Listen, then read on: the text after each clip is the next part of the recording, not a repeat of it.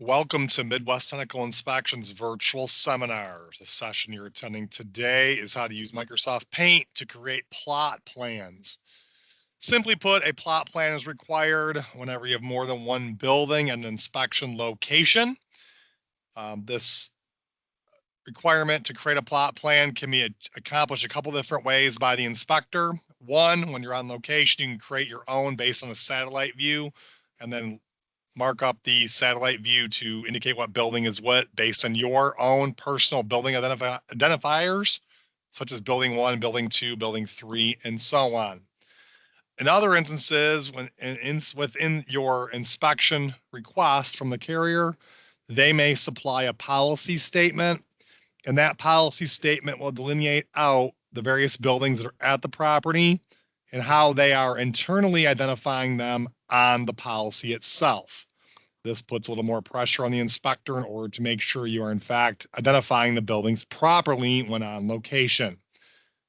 A sample of a plot plan is, or a sample of a deck page is on screen now. We're going to have a look at a satellite view of a property in question here in a second. It's a pretty simplistic property with just 3 general buildings at it. We have a basic, a property with a dwelling on it, a property with a 48 by 50 outbuilding, and another outbuilding that's roughly 40 by 90 as a shop. I'm going to go ahead and look at the satellite view of this building now, or this property now, and kind of show you how we kind of put together the plot plan within. We're looking at a live satellite view now of a satellite view of a site. We have 3 identifiable buildings on the policy statement. Within that policy statement, we had it written up as being a dwelling for building number 1. We had a outbuilding that was roughly 48 by 50, also identified as a Quonset. And then we had another building, 40 by 90 shop in this on location. I'm going to go ahead and capture an image of this satellite view here in a second. The easiest way to do this would be within opening up a program called the snipping tool. So within my search bar at the bottom of the screen, I can go ahead and hit search. I already have used this often, so it'll pull up automatically as some stuff I commonly use. But you could type in snipping tool in your search bar, and it'll pull up an app that allows you to go ahead and create a snip, which is basically a glorified way of saying a screen capture of the property you're looking at. So I'm going to hit new now. And I'm able to hold my left mouse over top of it here, and it lets me do like a preview of what I want to go ahead and capture. And you've got the capture on screen here with some abilities that are within here. And then what the purpose of this class to show you how to manipulate this image within Microsoft Paint. Within the snipping tool, it automatically has a button you can click on that says Edit in Paint. So it opens up a secondary program for you to go ahead with, uploads this image with inside of, that you can go ahead and start manipulating and playing around with. I'm going to go ahead and hit Edit in Paint. And it brings up the image here.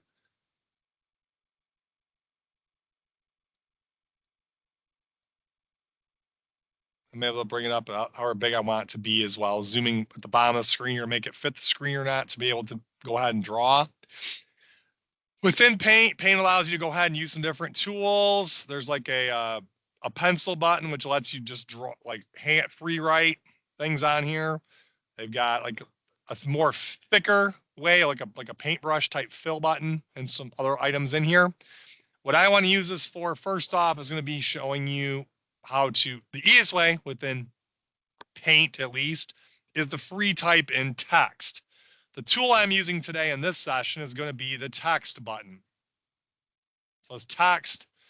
I want to make the text in here. A lot of times the reps use black, red, or white, depending on the backgrounds you have going in the colors of the roofs of the buildings you're looking at. For my example here today, I'm going to go ahead and use a white font. So on the left-hand side here, I can go ahead and click on the white. And you've got a whole palette of colors available to you. But for now, I'm going to use white. I want to click on this text tool here. And it gives me the font type and also the size of the font and some other characteristics within the font if I want to do that. I'm going to go ahead and leave it with the defaults that pull up here. If they're different than what you're seeing on your computer, you can adjust them to be whatever font style or size you would like. But for simplicity purpose, I'm just going to leave it with the default I have here. I want to do the first building at the bottom of the screen here, which is in this case is our dwelling. So you basically take your left mouse button, hold it down, and it lets you do like a little footprint here of a box that you're able to free type within side of. And I've got dwelling listed there, and I can move the box wherever I want it, click off it, and then I've got the dwelling labeled on screen. The next building going to the north here will be our shop building here. It's got that red push pin on it. I'm gonna go ahead and use the same font, same color. Hold down left mouse button, gives my little text shadow. Like so. Click off it. Final building, they call on the policy statement, identified it as a Quonset structure. I'm gonna go ahead and hit text tool again. I'll just do it to the left of the building here.